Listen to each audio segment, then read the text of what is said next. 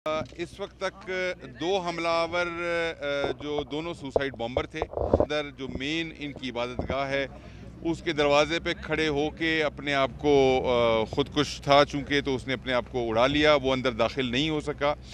دوسرا جو تھا سوسائڈ بامبر، وہ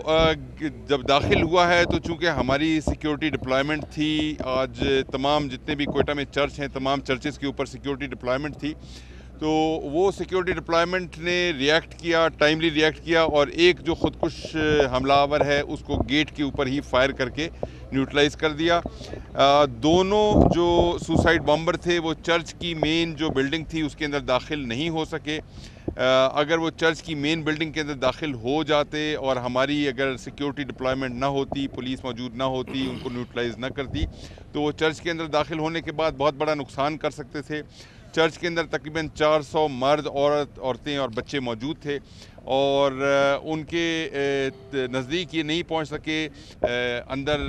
داخل ہونے کے بجائے باہر سے ہی ایک کو جب ہٹ کیا ہے پولیس نے تو اس نے اپنے آپ کو اڑا دیا۔ دوسرا جو تھا وہ بھی اس کو بھی زخمی کیا، اور زخمی کرنے کے بعد اس کو بھی گرایا، اور اس طریقے سے میں سمجھتا ہوں کہ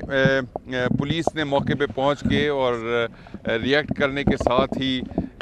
جو ان کی ڈیوٹی تھی اس کو انجام بھی دی۔